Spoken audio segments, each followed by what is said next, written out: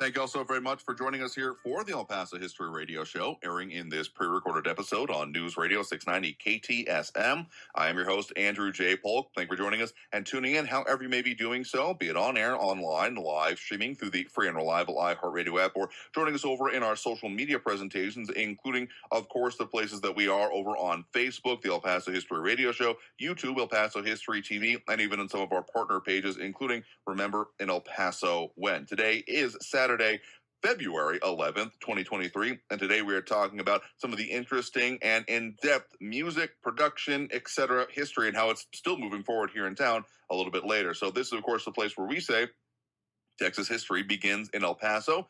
Do have a history moment at the top of hour 2 from documentary filmmaker Jackson Polk, talking this week about the history and foundation of Kern Place. So our guest today, and of no relation as far as I'm aware, we are joined here by Rick Kern, and you are the host, producer, everything probably, and, technical guy, all those things for Talk and Rock Radio, which we talk about on the show, but also have just a lot of music production experience, history, involvement yourself here, going back decades. Yeah, just a few years.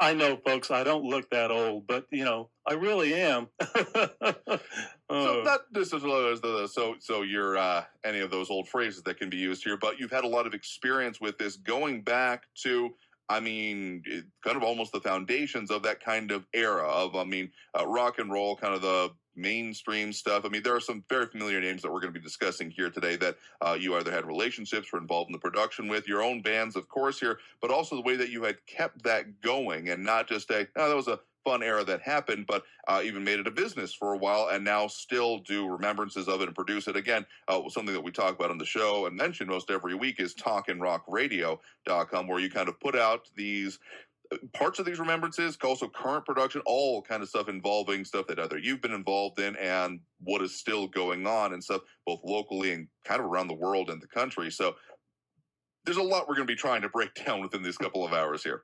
Sounds like a lot of fun. Oh, absolutely. Because, you will do it, again, weekly over talkandrockradio.com. We certainly make mentions of that and bring it up here. But your experience going back to, even your own early days, much more than just early remembrances of those that are still from those eras, you have started your own music experience back at the tender age of 11, right? Andrew, that's when it basically started for me. I think I picked up drums when I was 11 years old and kind of dabbled with it for a couple of years, in 1963 is when it really happened for me. My dad was part of he was in the Lions Club, the downtown Lions Club, and they had a bowling team, and they would go out on Thursday nights to the Sky Lanes bowling alley out off of Dyer, out in Northeast, and I would jump in my dad's yellow Scout, and we would head out to the Northeast. We lived in the Lower Valley off of North Loop near Tigua, and we would head out to the Northeast, and I would sit there and watch my dad bowl for a while, And the rule was I couldn't leave, go outside of the building. I could go, I could wander around inside and, go to the cafe and stuff like that. So I would watch Dad and for a while, and then I'd wander around. And this was in 1963. I would have been 13 years old. Mm-hmm. And this particular one that I want to talk about, this particular night, I had met a guy named Mike McGill. And he ended up being a bass player and could sing a little bit. His mom was also a bowler there at Sky Lanes the same night, but on a different team. And so Mike and I would usually hook up and we'd go to the little, diner, little cafe there and get a cherry Coke and some French fries and just talk about bands and stuff, stuff that I liked. And he talked about, the bands that he liked and everything and the music that we liked. And my big thing then was the Ventures and Dick Dale and the Dale Tones, and I would play my drums to the records at home, and that's what I was doing. And then there were a few guys in the neighborhood, we had a little garage band kind of thing happening. But the real magical thing happened to me that one night. I was looking around for Mike, and he wasn't there that particular night, so I went on over to the cafe by myself and sat there and had my French fries and my cherry Coke. And on the way back, I heard this great music. I'm going, my gosh, where's that coming from? And it was actually a little bar there called the Little Dipper Lounge. Mm. And so I was just enthralled by what I'm hearing, coming through the door there. Of course, I couldn't go inside, but I stood outside the door and watched this band, and I heard this music, and I'm just, I can't believe what I'm hearing. This is so good. This was my first live band that I'd ever seen. Okay. At 13, and so anyway, the cocktail waitress was very nice. She let me stand there and watch the band, and it was very exciting because not just because the music was so great, but watching the response of the crowd. The crowd was excited. They were. It was music that I'd never heard before, and the crowd was applauding, and they were. I mean, it was almost as fun watching the crowd as it was the band because they were just really into the moment, So anyway, I stood there most of the night just watching these guys play this great music. And so at the end of the night, when my dad was through bowling his like 3 or 4 games, he came over to me and he said, "You want to go inside and watch the band?" I said, "Oh my gosh, yes, let's do it." So we go inside, and there was a table right in front, right by the stage. And I can't believe what I'm hearing, and Dad, he's agreeing with me. He said, "Yeah, they're really good." When they took their break, the members of the Bobby Fuller Four came over to our table, and I met Dalton Powell for the first time, the drummer, and Jim Reese and Randy and Bobby Fuller, and they were so nice, they were just, and I said, "Oh, you guys are so great," and they were just very kind. And anyway, we finished out the night with those guys, and I just loved hearing them, And at the end of the night, I told my dad. He says, "How did you like the band, Rick?" And I said, "I love these guys, Dad." I said, "Someday I want to be in a rock and roll band like those guys." So anyway, this is kind of the beginning of my journey of really having a passion for wanting to be in a rock and roll group. Time goes by. The following week, Mike was there, and I told him about the band and how cool they were and everything, and so he got to hear them. And then let's move forward a little bit. I stayed in touch with Mike, and we're about 2 or 3 years later. We're both in high school. He's at Burgess. I'm at Isleta High School, and anyway, we ended up playing in a band together. I don't have any pictures of that band, but what we did do is we formed a band, and we played for some things like Burgess and Bloom and Austin and Action, after game dances, stuff like that. We were a pretty decent band, and things kind of went from there. It was very interesting. And then I think it was 1969, my freshman year at UTEP. Okay. And I'm in the vocal music department. And I met a couple of guys that were both musicians, a bass player and a keyboard player. And then myself, I said, "Well, we ought to maybe put a group together, see if we can make this thing work, So we did. And we added a guitar player. And the story about that is that we ended up playing at the Knights Club at the Roadway Inn. We played there 6 nights a week. We were the only band in El Paso that was playing 6 nights a week at that time. Okay. It was pretty cool. We bounced between, that's our group right there, the basic sound. And as you can see, for those of you out there that recognize him, yes, that is Jim Reese from the Bobby Fuller Four, standing there right behind me. I'm sitting at the table with Gail, and then there's Dick Greco, and then Jim Reese. But that dream, I forgot to mention that I had a dream that night when I saw that band, and I dreamed about the Bobby Fuller Four, and here we were 5 years later. I have the lead guitar player from that band playing in my band, and he was with us for 3 years. What was really kind of cool is around that same time in 1969, Bobby was killed in 1966 out in L.A. But when the members came back to El Paso, it was pretty interesting because one of our great bands in El Paso was Rod Crosby and the Intruders. And in Rod's band was Dalton Powell playing drums in 1969. In my band, I had Jim Reese from the Bobby Fuller Four playing in my band. So it was kind of interesting there how both bands had two of the members of the Bobby Fuller Four.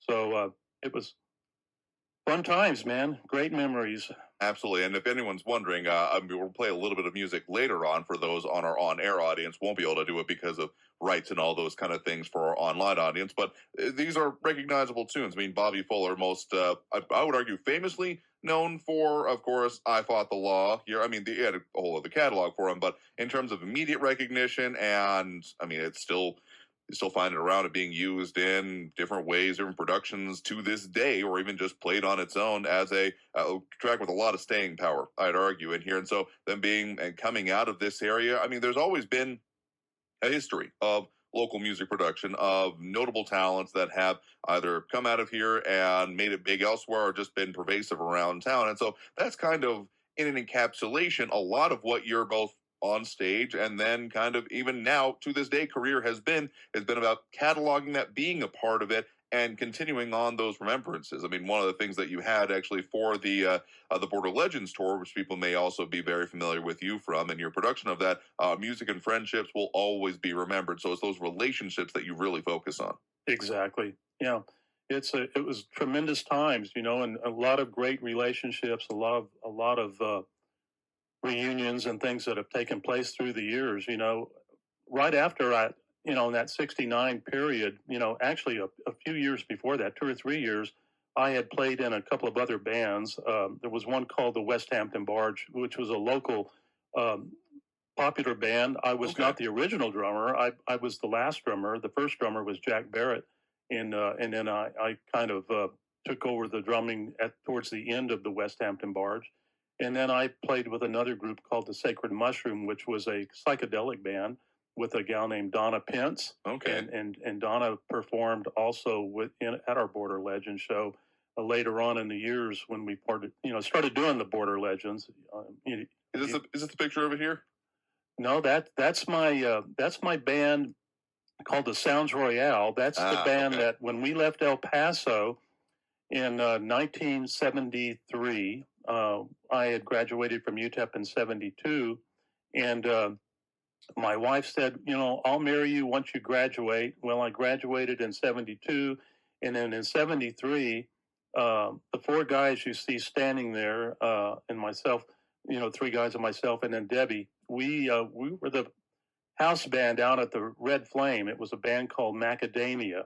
Okay. And Skip Flager, who owned the club, we were losing our keyboard player, from Macadamia. He was going to join West Wind, another local band.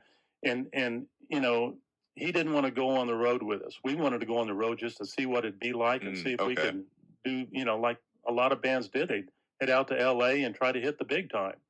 So that's exactly what we did. We left El Paso in 73 and we got out there. Well, let me back up a little bit here.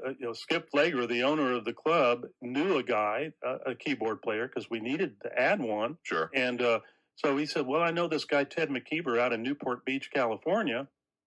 And so we called Ted, and he said, yeah, I'm open right now. I'm not playing with anybody. He came to El Paso with his organ and, his B3 organ. And I think we auditioned for him. I don't think he auditioned for us. He was that good.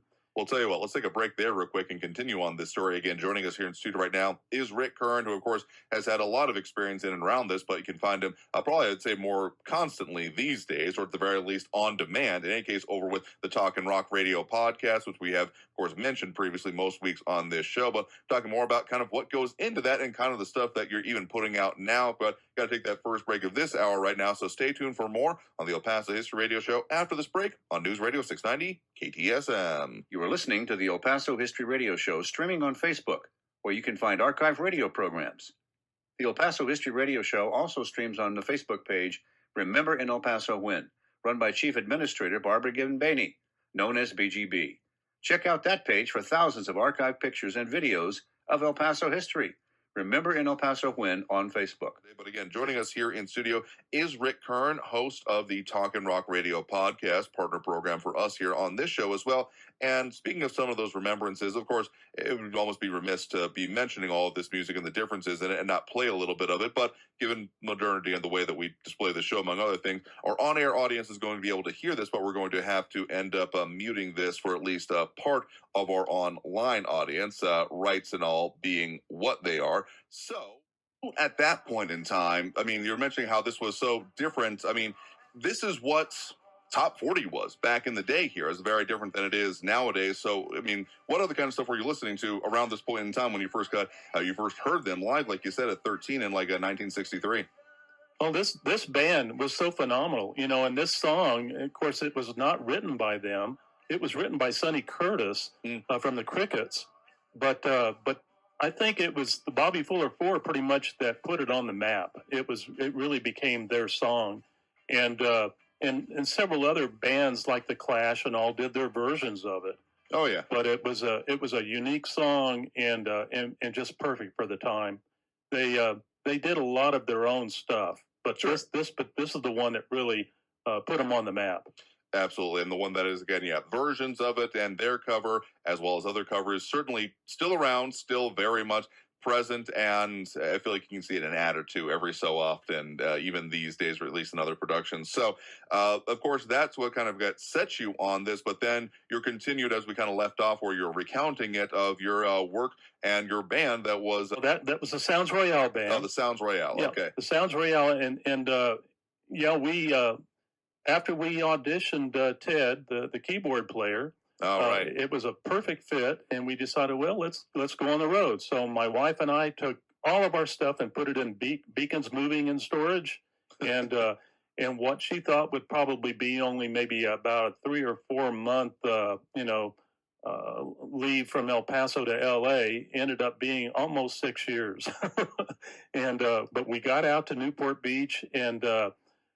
Basically moved into Ted's parents' house. All the kids were already married and gone, so they had this huge house in Newport Beach. Oh, okay. It was great for us. We got to stay there, and they loved our music. It was a very musical family anyway. But we set up all of our equipment in the living room there at their house at 1507 Dorothy Lane. I still remember it. It was a quarter mile from where John Wayne lived, right there off of Balboa Island there in Newport Beach, and it was so great. We would practice in their living room, and then we got Debbie Wilson to come in and start singing with us. That was the girl we added to the group, so it was 4 guys and a girl, and that was the Sounds Royale show. In that group, we had a nice little run. We did places like the Disneyland Hotel, the New Porter Inn, Del Webb's Townhouse, the Hyatt Regency in San Francisco. We grand opened a club in Huntington Beach called Charlie Brown's. Okay. And that was a dinner club. We were the very first band to play there. And that was a great time. We did shows that encompassed everything from the 4 Freshmen to the High-Lows to Tommy. I mean, the rock opera. Oh yeah, Tommy, of course. Tommy. And we did lots of medleys. Everything that we did was pretty much in 4 and 5 part harmony. It was really a nice group. And that group was together for about 5 or 6 months. And then there was a problem with the keyboard player and his wife. They weren't totally getting along and all of that. Okay. So that kind of the kind of stuff that happens in band drama. It happens in bands, a lot of drama there. So that basically caused the band to break up. So I put my name out there and picture and everything at the union. Of course, out there those days you had to be a union, musician union member, and to play the rooms we were playing. So I went and posted my picture up along with a request of a singing drummer looking for for a band to join, because I didn't want to call it quits and just come back to El Paso. I wanted to try to still give this a shot. I mean, yeah, all you're talking about there happening in 6 months, you said? Well, yeah, that's how long we lasted out there, with that group, with the Sounds Royale. With that group. And again, more groups to be mentioned here, but we got to take that next break already. Again, joining us here in studio is Rick Kern, and now, of course, host and producer, everything for the Talk and Rock Radio podcast. But talking more about these remembrances and his experience after this break. So stay tuned for more on the El Paso History Radio Show here on News Radio 690 KTSM. Joined here in studio right now, we do have Rick Kern, host of the Talk and Rock Radio podcast and everything that comes with that. So where we left off in kind of your personal journey in relation to this music after having you kind of, met the Bobby Fuller for initially, and then after, some of the passing away of the notable figures, including on there, the kind of reconstitution of bands, including some of them, found yourself making a go of it out in L.A. And you were now having put yourself back out there after the initial breakup of the band you went out there with, as happens. Not quite a Yoko Ono type situation, but you can see it from here. You then kind of put yourself out in a different way and then end up reconstituting into another group, right? Exactly. And so I get the phone call from these guys that saw my post at the Union that said, we're a couple of guys that are looking for a drummer, a singing drummer. And so I basically get in my car with my drums and go up to this guy's house in Westminster, California, and audition with these guys. Go in the living room, set up my drums, and they were all set up with their amps and everything. And so we start singing, and next thing you know, our voices really sound good together. Okay. So we thought, well, this could work. And so we form a group called Tapestry. And Tapestry, we rehearsed for, I think we had 2 weeks of rehearsal. And the agent that I knew, Doris Vance, I gave her a call in Beverly Hills there. She was with the Howard King Agency, and we talked, and I said, come check out our group, Doris, see what you think. Well, she did, and she said, you guys are ready to start being booked. So soon after that, I get the phone call from her, and, it kind of went like this. I called my wife, and I said, sweetheart, can we be packed up and ready to go to Lake Tahoe tonight? She said, oh, what? Where are you going? I said, we're going to open at the Sahara and Lake Tahoe, and we're going to be there for 1 week. There was, I guess, a cancellation due to an illness or something of a band, so they pulled us in. And so going up to Lake Tahoe, we bought a bunch of clothes, and my wife's putting all these studs on, to make them all shiny and sparkly and everything. Of course. So we'd look like a band. And so we got the outfits ready to go. We get there, pull in, and on the billboard is Elvis Presley. And, and while we're there, to be there 1 week, ended up being 6 weeks. They liked us so well, They held us over. So that was a great thing. We had a great experience there. We met a band across the street called Command Performance, which really became kind of our mentor band. We love this group, and I can go on and on and on about that, and I won't on this show, but you have, though, on your podcast as well. I have, and yes, and in the future of this band, we traveled all over the United States and Canada. We did 3 tours of Canada. We covered just about every state of the United States, except for about 6, I think, the New England states. But we traveled all over the country, playing vocal show rooms all over the country. We appeared with Pete Barbuti, the comedian, Jackie Vernon, the comedian. We just did a lot of fun things working showrooms. And the difference between, when I say showrooms, this is a kind of thing where you don't just go and dance in a club and hear music. This is actually putting on a show. Okay. We would do comedy skits. We would do, a lot of tight harmonies, lots of medleys, like we did a Carpenters medley. We did a Broadway medley. Okay. We did, just all kinds of an oldies medley where we would impersonate the Mills Brothers and then turn right around and do the Andrews Sisters. I mean, this is what our voices would allow us to do. We could sing low notes, but we could sing high notes also. So I did Frankie Valli, on one of our songs. I did, Sherry. So that it was a very interesting group. That group lasted for about 3.5, 4 years. And then we ended up going back to LA. And a couple of guys, I gave Jerry Johnson, a friend of mine, a call, and I said, "Hey, Jerry, you want to come play bass with our band? I'm coming back to LA with Dan Evans, and Kurt's going to be going a different direction with his keyboard work and jazz and stuff." And he said, "Well, I got another guitar player that I can pull in." So we formed Tapestry 2. And that was my very last band on the road. We got off the road in 1978, and my wife and I came back to El Paso. But that group had a nice run. We had an opportunity to maybe do some work with Dick Clark and be on a national TV show with Captain and Tennille. None of the networks picked it up, but that was kind of the nature of the business. One door halfway opens and you're starting to step through it and it shuts in your face. So that's show business. That's showbiz. None of the networks bought the package, but it was a nice group, and I still stay in touch with the guys. In fact, there's going to be a reunion this month in Las Vegas of this band. I'm going to try to make it. I'm not sure if I can yet, but we're going to try to get together, the four of us, and have about 3 or 4 days together, reuniting from the old days. Absolutely. And so those, again, kind of remembrances are then what you then took forward, including into within the last, decade and a half now at this point here, because he ended up starting a music blog site on this, kind of focus on these remembrances and the relationships that you still kind of kept up to that day until now, even in a lot of cases, right? Exactly. When I got back here in 78, and then I got an 8-to-5 job and, joined corporate America, and it was in about 2007.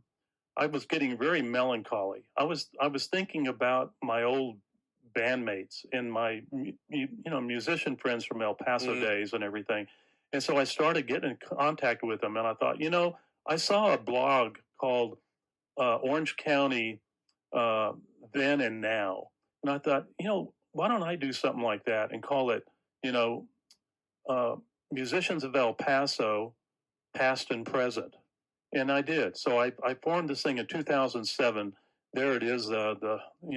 That's our splash page that my son designed for us for my blog, and started that thing. And about 400 posts later, I got hold of a lot of musicians, called them and said, can I share your stories? Can I share some of your music on this site? And all that. Mm-hmm. Next thing you know, I had people calling me, musicians, saying, "Hey, I'd like to hook up with, this guy again, and hey, do you know where Bert Peters is?" And hey, and so next thing you know, I'm kind of in the middle here of bringing people back together. And I thought, well, this is kind of cool. This is kind of why I was doing this, was to keep the memories alive and everything with this blog site, with all these bands that I grew up with and musicians that I cared a lot about, the Henchmen and Rod Crosby and, Bobby Rosales from Bobby and the Premiers, and all these memories and thoughts are coming back to me, about all the old bands,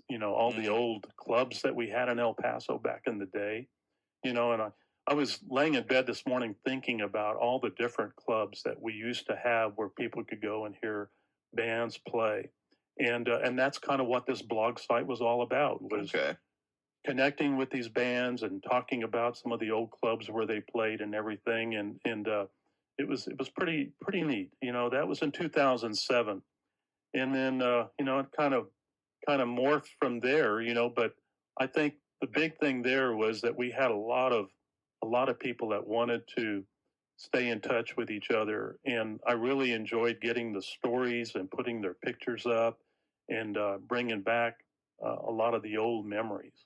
Absolutely. And so again, a couple of pretty obvious through lines can be drawn from then some of your other activities and even what you're doing again now. Again, if you're just joining us, guest right now is Rick Kern, host of the now music podcast Talk and Rock Radio. We're talking more about that and how we kind of got there, as long with these remembrances and performances that were available around town. So stay tuned for more on the El Paso History Radio Show after this quick break here on News Radio 690 KTSM. This is usually the spot where we would also talk about some of our other great partners in promoting El Paso history and parts of it, including Talk and Rock Radio. But of course, we have sitting with us here in the studio right now, Rick Kern, the host of the program, as we are recounting both some of the work that you've done, the remembrances that you host over on the page page as well as your personal history involved in this. So people haven't checked that out already, which they definitely should. They may have also most recently seen some of your story, at least part of what we've recounted here in print here. You did have a cover and article set that came out in a recent dish, within the fourth quarter of last year in City Beat magazine, right? Exactly. They had contacted me and said, "Would you write an article for this magazine that we do?" And so I said, "Yeah, I'll put something together." So I called it "Once Upon a Dream."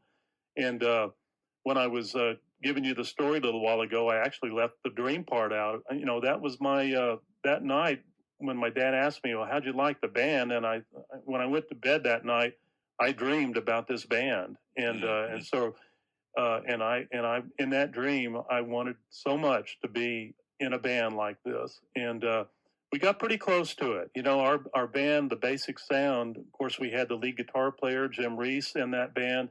So we played, I Fought the Law. We played, quite a bit of the Bobby Fuller music, and but we played a wide variety of all kinds of music. We were doing covers. We didn't do any originals. We did all covers and mostly dance music there at the Knights Club where we were playing.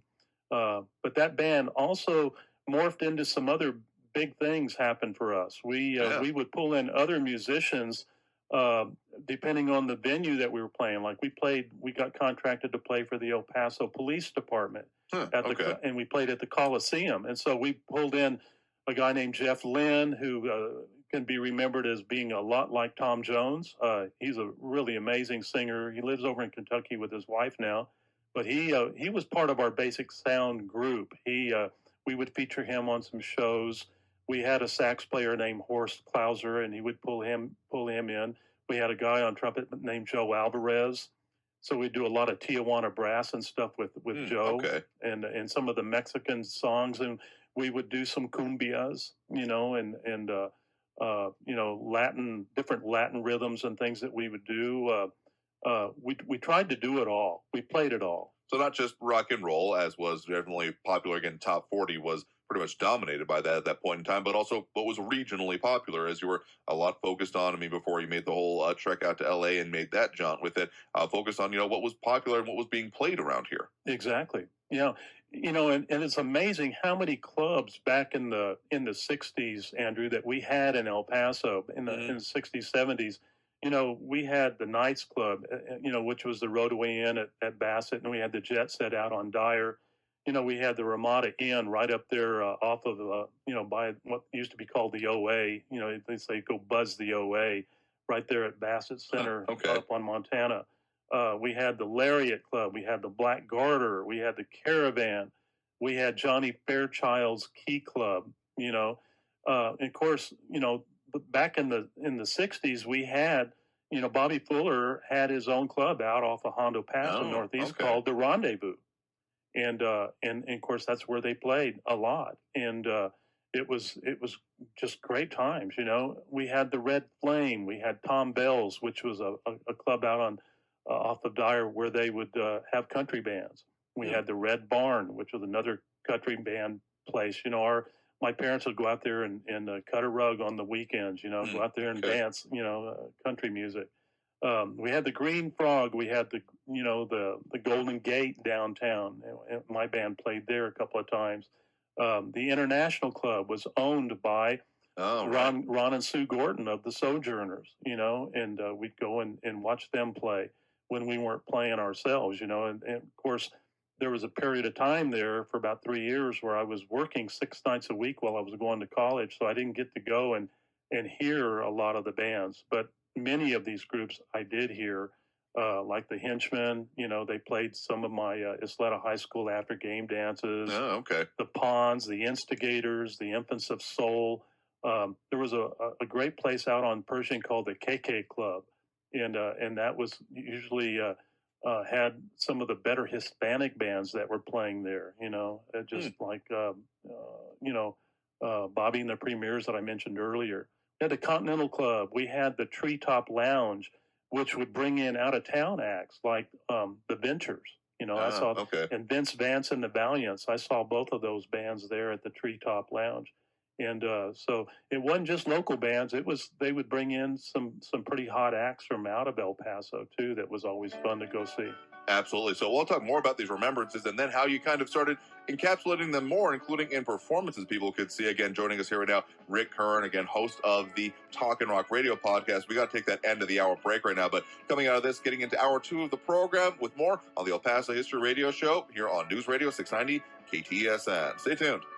Still, again, joining us here in studio right now is, of course, Rick Kern, host of the music podcast and in different parts of history, both personal and regional, as we were kind of breaking down some of the locations that were in town that people may remember. Talkin' Rock Radio, that's some of what you focus on there, at least, flavor of it, but you'd also do a lot of other production stuff with the Talkin' Rock Radio. But as we got onto the kind of path that led us to where we are now when it comes from this, you did have a previous blog site, the Musicians of El Paso blog, and that kind of went from, I guess, cyberspace back into real space around the kind of the end of, I guess, 2 decades ago now, 2009, give or take, right? Exactly.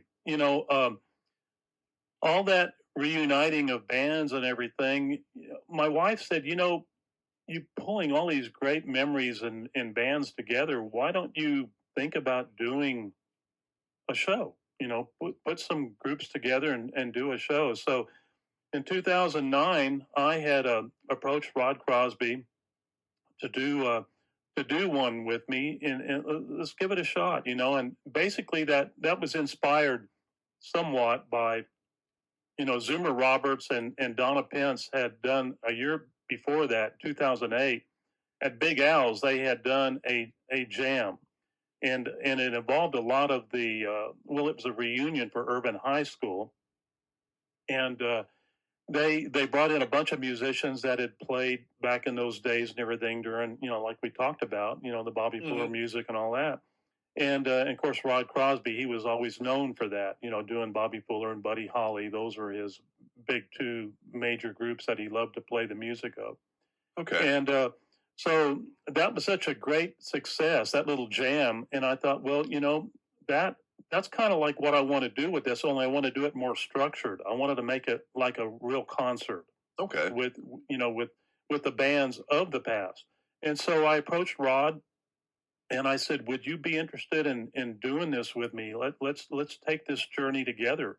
And he did. He jumped right in the middle of it with me. He was in charge of the back line and, all the sound, front of the house, stage, all the lighting, all of that. So he took care of that. And then I took care of the bands and the promotions. Mm-hmm. And did lots of shows with your dad and Melissa here, on the Leon Met show and the El Paso History Radio Show, helping us promote. In fact, there's a picture of Howard Steele there, record producer, we call him the master. And he's quite a guy. He's done a lot himself, in record production and produced some big names out there. In fact, the band Toto was founded in his studio there in L.A. He was partnered with Richard Perry. But anyway, he would always come in and help us with the sound in our shows with Rod and loved our shows. So we took the journey starting in 2009 with Border Legends. The first place that we did it was Lancers East out there on the east side of town. And there's a picture of the stage. It was very small. We had maybe about 200-300 people in there. When we'd occupy the whole Lancers Club. And then after that, the second year, we had such great success with that. The audience says, please keep doing this. This was so great. And I guess we knew we were doing the right thing when I looked out in the audience and saw, and I'm not going to mention his name, but he'll know who it is whenever he sees the show. But the guy was literally tearing up. He had tears coming down his face because he loved the band that was up there and what they were doing and bringing back the memories.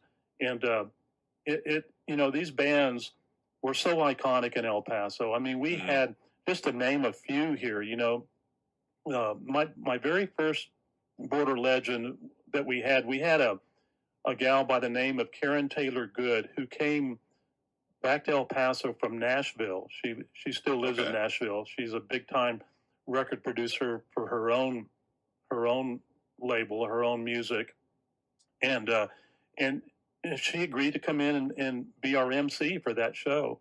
And she did about 4 or 5 of her own songs and did a great job doing the MC position and sharing her story and going to Coronado High School. And actually, a guitar player, Sam Stevenson, that was in my band when we first left El Paso, he had partnered up with her and did one of her songs called Mile from Home, I think was the name of it. Okay. And they did just a great job as a duet together in that show. But anyway, it was a great success that first year, and the audience really wanted to see it, happen again. So the next year, we went to a little bigger place called Isodone Hall out by Country Club. Okay. And on that one, I brought in Randy Fuller from the Bobby Fuller 4, and it was a lot of fun because I did the backing vocals with that group along with Jay Nye from the Wild Ones.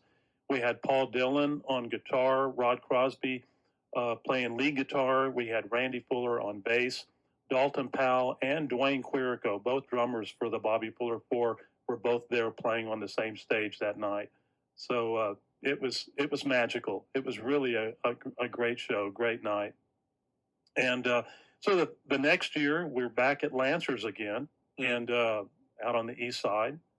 And then after that, it started growing bigger and bigger. And we ended up going to the Elmira Shrine Temple up on Alabama.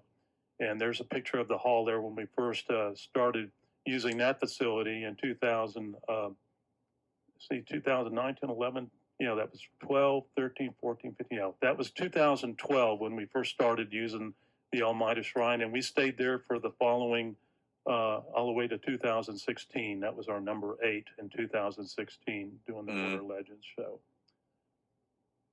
Right, and of course, the bigger production, the bigger area there. I mean, the shrine is very well set up to take large crowds there, so it makes a lot of sense there. And of course, you had to slip in the picture there of did some of the production there for you in some of the final few years of the kind of back end, the video production of it, because you also then put it out on portable media that people could also enjoy later on, even if that was a beast to produce on its own, right? Oh gosh, it was. That was we did one DVD and produced the whole show on it, and it was quite a challenge. But yeah, you definitely helped us out there with the camera work, and we really appreciate that.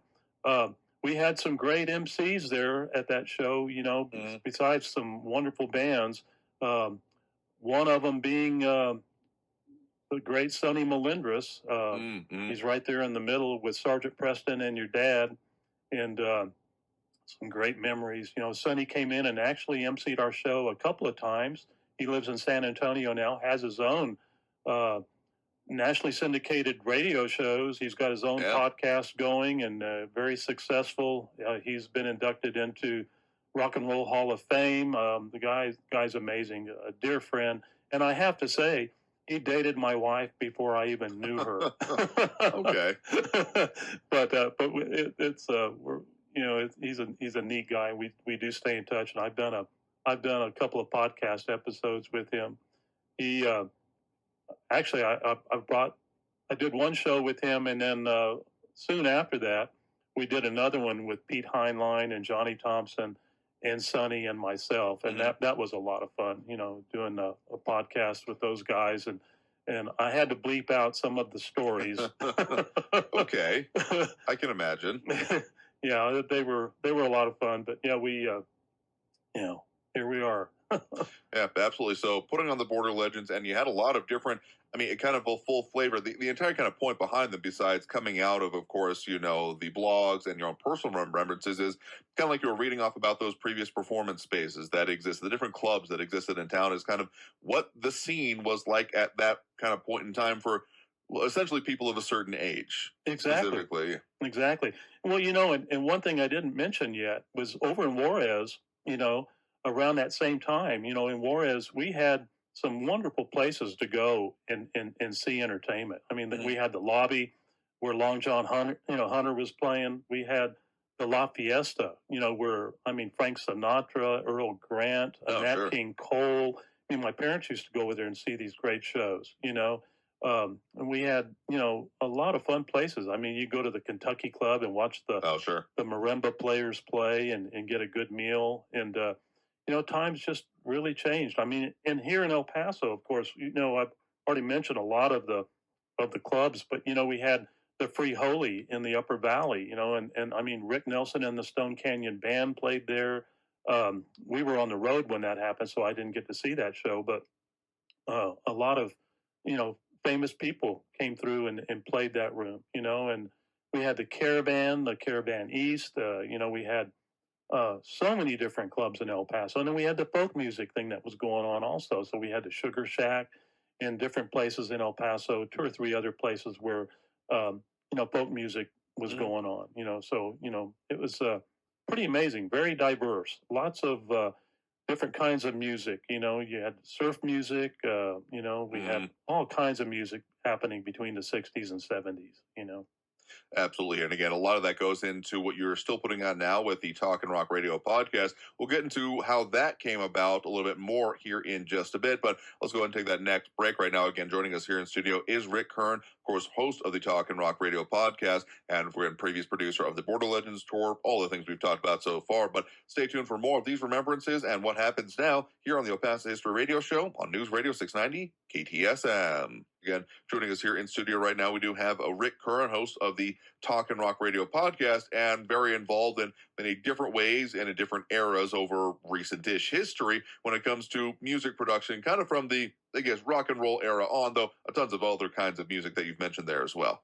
Exactly. We were talking about the Border Legends, and that show was always geared primarily, Andrew, to the rock and roll bands of El Paso. But in the El Paso scene, back in the 60s and 70s, we had, and I mentioned a lot of the groups, played in the different, clubs of El Paso. Sure. Some of them that I've named already, but there were some that I haven't talked about. Like there was one out here off of Mesa. I never went to it. It was called the Yellow Submarine. Wonder what they played. Yeah. Yeah, I wonder. And the Cotton Patch was another place where a lot of local bands played. A good friend of mine, Ron Stone, had a band called Southwest. Okay. And Patty Tiscareño was a part of that group. Of course. And they played the Cotton Patch, a great place. I mentioned the Treetop Lounge already, but they had a lot of local bands that played there as well, not just the Ventures and Vince Vance that I saw there. It was a great place to go. The Top of the Inn downtown at the Holiday Inn. That was another good place that we would play on the weekends up there. The Downtowner was another place downtown. That was a good club to play. The International Club, the Sheraton Executive Inn, Free Holy. We've talked about the Sugar Shack. That was for folk music. Sure. The Bolero Lounge out on Dyer, not just the Sky Lanes, but they also had a lounge there. I never played that room. I don't even think I ever went in there, but they did have a place for bands to play there as well.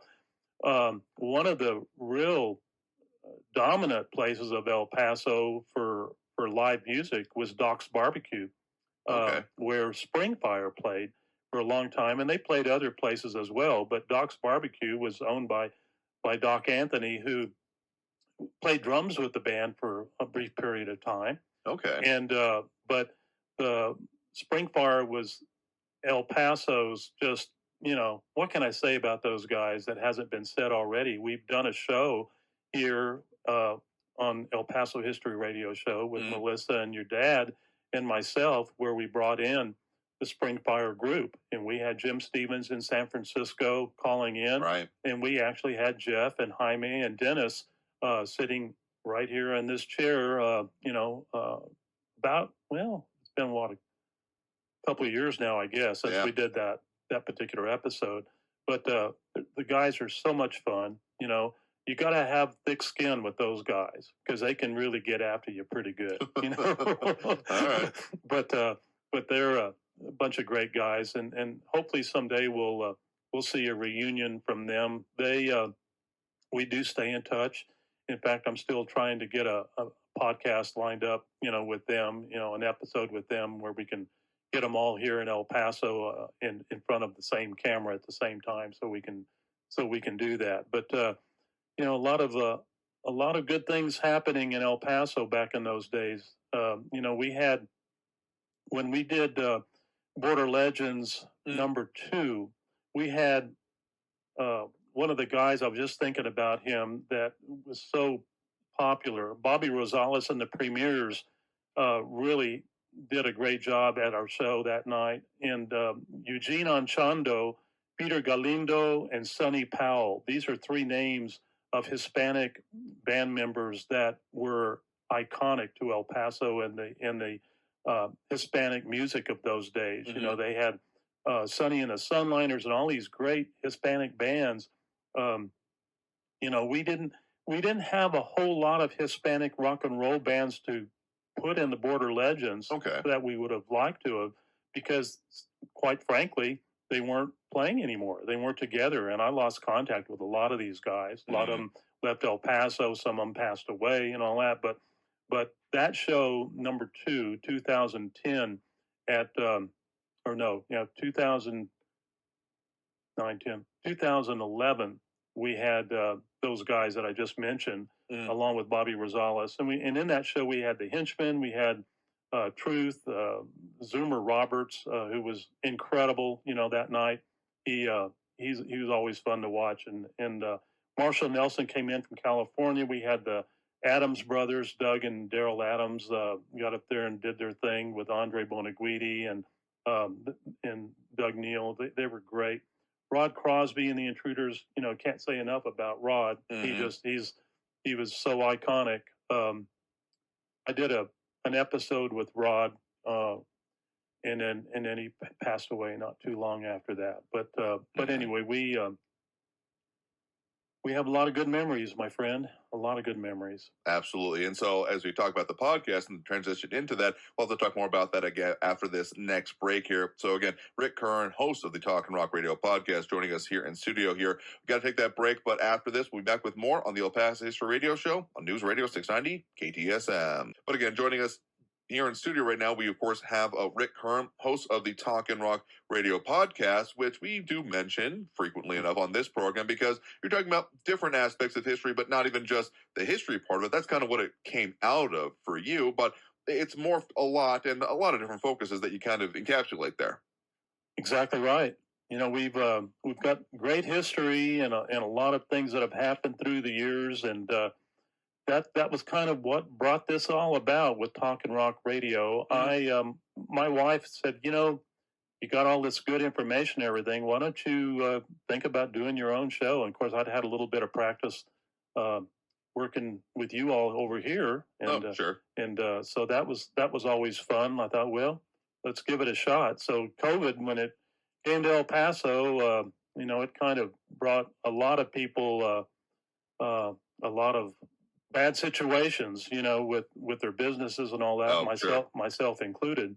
But so I had some time on my hand and went ahead and converted my office at home to a studio and bought some equipment and here we go. We're on our second year now doing this show, and it's been a nice run. We're trying to do it once a week. I've had a little bit of time there where I had a little bit of a lull because of the holidays and trying to get the people that I had scheduled and everything with their opportunities to be on my show and everything. So you always have to deal with that. But sure. But let's actually back up for a second here, because we kind of left it before we went to that break was with the Border Legends tour still going on. And essentially, one of the last ones, I don't want to say that I cursed her or anything, but I happened to be involved in the last of the couple ones there. And then you ended up having to go on a hiatus, essentially from the live performance aspect, not immediately before the pandemic, but like 2016, 2017, right? Exactly. Yeah, we had to basically we did 8 Border Legends, and it was a great run. We had a lot of fun with it. We had some amazing people there that played it. And when the word got out, I mean, like right there's Peggy Sue, the actual Peggy Sue of Buddy Holly's Peggy Sue. Mm-hmm. She came in from Lubbock to see our show and to sell her book here. And there's Rod singing Peggy Sue to Peggy Sue. I mean, it doesn't get any better than that. Mm-hmm. And she said that was really a highlight moment of her life. She said it was so good, and she really appreciated the crowd and what we were doing and memorializing and remembering Buddy Holly. You know, of course, Rod lived for that. He loved Buddy Holly. He loved Bobby Fuller, and he always played the music as good as anybody ever could. You know, he was a real he was a great one, and part of the reasoning why Border Legends came to an end, Andrew, to be honest with you, is that we didn't really run out of steam. We still had plenty of steam to keep it going, but we had issues with the venue. Things change up there politically. You know, we had some. It was a perfect place for us to do our show because we had a big hall. It was indoors. We had good rooms. We had a green room in the back for the bands to be able to, you know, kind of just hang and eat. Speaking of the Elmira Shrine up there off of Alabama. Is it Alabama? Okay, I just forget which actual street it's on there. Been there recently enough. I mean, that's a very good space for a lot of different things. They host a lot of different things there. But if some of the back end stuff stops working or stop making sense, or there just become other logistical issues that can affect the continuation of I mean, it's a major production. Having been literally in the midst of it when it came to the production of it, so that's the back of my head as I'm monitoring the camera, but the real thing I want to focus on in this shot is all the boards there, and I'm not quite sure if Rod is in that picture, but he may not be right immediately there, but he could be there because he was often, when he wasn't on stage during these performances, the little pen light in his hand, constantly adjusting levels. I mean, he was a maestro with this. And the fact that he wasn't like catching fire just because of the friction and the fast movement he was doing always kind of was a miracle to me, because he was but hands-on would be an understatement. And so in the doing on the work on this, I mean, it was a lot. And he was constantly adjusting things, constantly uttering condemnations of equipment that would make a sailor blush, those kind of things here. So it was quite the sight to behold. That was not the performance everyone else was watching, but was right in front of me during those last few years. I tell you, nobody could do it like Rod. You know, he was just a genius when it came to front of the house sound. I mean, he lived for it. I mean, he owned the company where he would rent out equipment and everything, and he was just a phenom. You know, he just really was. When we started that show up there, we would go literally take a whole week, you know, to set it all up. I mean, to do the back line and everything. It was a major deal, and we had a lot of people that helped out. You know, band members from other bands and stuff would come in and help us do the load in, and we'd have as many as 15, 20 people there taking stuff off his trucks. I mean, and it was like a well-tuned, you know, guitar. I was going to say well-tuned clock or whatever, but it, you know, well-tuned clock, you know, well-wound clock. But anyway, he definitely wound tightly. Wound tightly. But yeah, we would get it all set up, and I mean, but not just set up. It had to be perfect. You know, it had to be just right. The lighting had to be just right. We had to get all the, you know, pipe and draping up, and the sponsors, you know, we had to get their stuff set up, and Sergio Lewis and all these great people that helped us out through the years. You know, we wanted to, you know, to be there for them, and they wanted to help us out too. And so that's what made it happen. You know, it was a good run. You know, we figured out the last show that we did there, Andrew, we had over 25 different states in the country flew into El Paso to go to our show. I mean, it was, the word was out, and people always loved coming here, and it was like a big high school reunion, only we had all the high schools in one place. Yeah, all the bands, all the high schools, all the things were playing at that point in time. So, of course, ended that performance after 2016, and then, of course, you know, the pandemic restrictions, all that changed things. There were some initial plans to resurrect it, but unfortunately, you know, Rod passed away. Yeah, you know, it was just a total surprise. You know, I had been after Rod to do an episode with me on my Talkin' Rock radio show, and he was so busy doing a lot of a lot of contract work and everything for people that needed his audio services and Sure. whatnot. And so it was taking a while. It probably 5 or 6 months, and finally we got him scheduled to do a show with me, and so we did it. And it wasn't very long after that we lost him, you know. But I'm so blessed to have been able to work with him Mm-hmm. for as long as I did, and not just from a standpoint of Border Legends, but knowing him as long as I did from '69 till now, you know. And Yeah. we have great memories together, and he's dearly missed. But we moved ahead into this Talkin' Rock radio Right. show, and it's been quite a fun experience. You know, I originally started out this show to keep the memories alive of the local bands, Mm-hmm. and we've done a lot of shows with them. You know, I've got my very first show, because it's all part of the inspiration of my getting into the music business, and that was here on the Bobby Fuller 4. So I thought it only be appropriate to have my very first episode with the legendary Dalton Powell, Mm-hmm. the drummer for the Bobby Fuller 4, and he's one of my dearest friends. And so he agreed to go ahead and do my first episode, and so we had a good time with that show. And second show after that was Terry Manning, another great musician of El Paso. Went to Austin High School, and of course we've had him on, you know, the El Paso History Radio Show before with myself, talking about his history, and he's just incredible. You know what all he's done. I've done one with Karen Taylor Good, who was the MC of our Border Legends first one, as we talked about. Right. Did one with Sonny Melendres out of his studio there in San Antonio, and I think one of the coolest ones that I've done was with Mike Stone.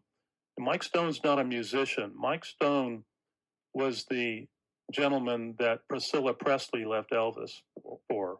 Okay. Okay. And he lives in the Philippines. And Mike, of course, the hour change over there is kind of weird. You know, it's like 13, 14 hours. Yeah, that's a logistical interesting thing. Yeah. That we had to really toggle the time clock on that one, man. Yeah. What time was going to work best for him and me and all that. But we finally made it work. And Mike was great. He was Phil Spector's bodyguard. I mean, this guy's an amazing guy. He's done a lot of the Bruce Lee type movies. He's a karate master. The guy's a 10th degree black belt, which is amazing in itself, you know. But he talks all about the spiritual part of karate, and all about Interesting. Yeah, a very interesting show. So all these parts you're putting together, then, I mean, of course you have, I mean, some of your episodes that people can find over on talkinrockradio.com. You also get into, say, where was the ones I was just looking at, you know, El Paso rock and roll history, El Paso rock band history part 1 and 2 on the ones that you had come out a little bit earlier in 2022. But then, of course, you got new production coming out for 2023 there as well, starting January 19th this year and going on strong already. And so it's not even just El Paso and kind of the locally based band history, but a lot of other things, including some stuff you've been doing. Your most recent one actually there with Denny Tedesco. Yeah, that one came out this Thursday. Denny Tedesco is amazing. He was the producer director of the Wrecking Crew, and I'm sure a lot of people out there have seen that. It's a great piece of work. But he did that documentary, and then his most recent one is called Immediate Family, which is kind of a continuation of Wrecking Crew. Wrecking Crew, they went away in the I'm going to say late 70s, early 80s. And when I say went away, this was the band. These were the musicians that were behind big names like the Beach Boys and on and on and on. And Denny Tedesco was the son of the great Tommy Tedesco, guitar player. And when our last band was together out in L.A., we went to a place called Dick Grove's Music Workshop. It's like a music conservatory. Mm-hmm. We were all studying there, and I was working with people like Louis Bellson and Ed Shaughnessy from the Tonight Show band, and Richie Lepore and Paul Humphreys from Lawrence Welk's band. These are the drummers that I got to work with, you know, and they would do clinics and things, and we would actually get up and play with them and stuff. It was a great experience, and in the other room were my guitar players and bass player who were studying with the great Tommy Tedesco and Lee Ritenour and big names like that. These were the session players that were just phenomenal players, and they were the musicians behind the big names. Well, this latest show that that Denny has produced, it's called Immediate Family, and these guys are amazing. You've got Leland Sklar on bass. You got Russ Kunkel on drums. You got Steve Postel on guitar. You got Danny Korchmar on guitar. These guys are incredible musicians.